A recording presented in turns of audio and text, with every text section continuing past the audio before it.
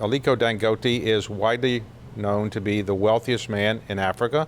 So is that a title you're proud to have, or is that one where you get so many people calling you for money, you wish you weren't the wealthiest man in Africa? Comes with a lot of baggage, of course. There are so many demands here and there, where people now come up with so many different, demands. But it is good because I like to give back to the society. Now, one of the things you're doing in the philanthropic world is building a hospital in Nigeria. Why do you feel a need to build a new hospital? I think we need to build a world-class hospital, because when you look at it in Nigeria, we spend quite a lot of money, where a lot of people go abroad for medical checkup, for medical operation. Then what we are trying to do is to give that hope to the population and say that, look, you don't need travel abroad. We will be able to treat you there. Now, for those who may not be familiar with Africa, Nigeria is the most populous country in Africa. Is that right? It is. So does that make you nervous about whether Nigeria can house and feed all these people? When you look at it, the major contributor to our GDP in Nigeria is agriculture.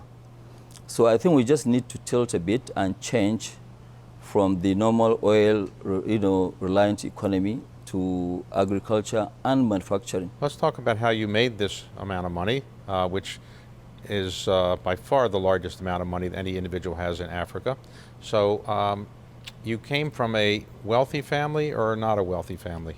I came from a wealthy family. My late great-grandfather in the 1940s was actually the richest, West African. My late grandfather was one of the wealthiest Nigerian. The family name is Dentata. That's from my maternal side. My father too, was fairly rich, but he was both, in business and also in politics. One thing that I'm very, very proud of is that I did not inherit any money from my father. I built everything from scratch to where I am. I started work with my, uncle, but there's a few months, and then I went to Lagos, and now I started my own business by just, buying cement, selling. It was just a very low-key business. Right, so you're 20, 21 years old, you're buying cement, you're a trader. I was trading, yes. You're not making cement, you're trading it. I was trading at that time. Now, cement is your main business. We'll talk about it in a moment, but why is cement such a big part of Africa's, wealth? Well, the issue is that when you look at cement, cement is what builds infrastructure. And we need a lot of infrastructural deficit. In Nigeria alone, we have about 17,000 deficit of housing. And it is all over in, Africa. So when we started cement in Nigeria, we realized that majority of it was actually imported. And that is why we went in there, we started, and it's a long story. Started importation in 1980, because I started business in 78. So by 1980, we started importing sugar, rice, commodities generally. And then we stopped the cement business, because the cement I was actually doing local trading. It wasn't really import business. We started import of cement in 2000. Decided in 2003 to build my own cement. That time, Nigeria was only producing about 1.8, 1.9 million tons. But we went ahead and started with the 5 million tons of cement capacity. So what year was that? This was 2000, and we started the building end of 2003, and we finished in 2007. And so now you're the largest cement manufacturer in Nigeria? We're the largest cement manufacturer in sub-Saharan Africa. But you're now building other things. So you're building a refinery in Nigeria. Why does Nigeria need another refinery? When you look at the entire sub-Saharan Africa, we have only 2 working refineries. One, it is in Cote d'Ivoire, which has only 75,000 barrels a day. The other one is by Sasol in South Africa. But majority of all these countries, almost all the sub-Saharan African countries, they don't have refining capacity. So all of them, they export their oil, but they import products. So we realized that majority of the foreign exchange spendings of Nigeria goes to petroleum products imports. So Nigeria is exporting its oil and then it has to buy refined oil products back, import it, right? Yes. And what you're doing is you're building one of the largest refineries in the world? It is the largest single line in the world. It's 650,000 barrels a day. Sorry, 650,000 barrels a day of refining capacity. So to do that, do you have to borrow some money, or where did the money come from to build that?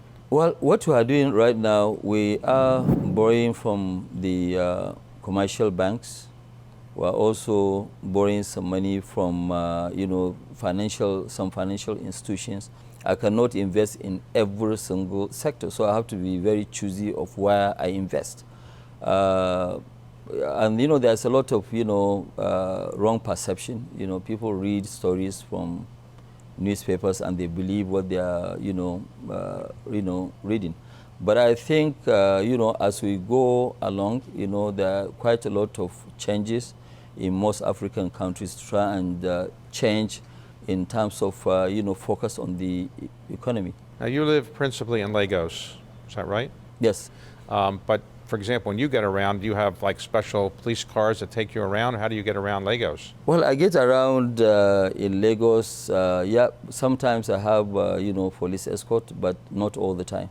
Okay. Over the weekend, I drive myself. You drive yourself? Oh yes, I do. I drive myself. And people stare at you and say, "There's the wealthiest man in Africa driving himself." They do sometimes when they recognize the person driving. Yes. So do you go to a restaurant by yourself? Do people come up for selfies, or they ask you for money? They don't really ask me for money, but even here, anytime when I go to places, to either eat or to, I get a lot of requests for selfies. For yes, it's normal.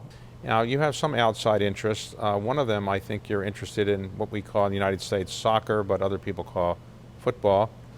So the Arsenal team, and is that a team that you would like to buy someday? It is a team that, yes, I would like to buy, someday. I'm not buying Arsenal right now. I'm buying Arsenal when I finish all this project, because I'm trying to take the company to the next level. We are not going to remain dominant only in Africa. We are also we are going to invest outside Africa. Because what we are doing right now, David, we are investing, yes, mainly in sub-Saharan Africa. But if you look at what we are building today, we have a company that has revenues of $4 billion. In the next 2 years, we'll have a company that will have a revenue of about $30 billion.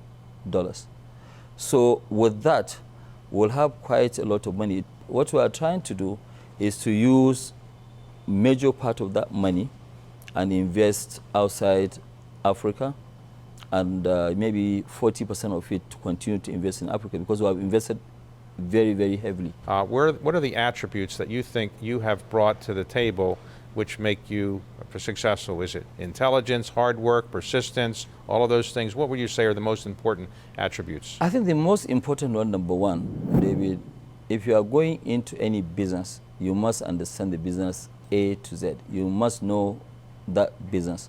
You shouldn't just go and invest because somebody now will say, okay, hey, there's good money in cement, then you go and jump into cement. You have to understand the business in and out, and that's the difference with me. I know my business in and out. You can wake me up any time and ask me about fertilizer, ask me about anything that we are doing.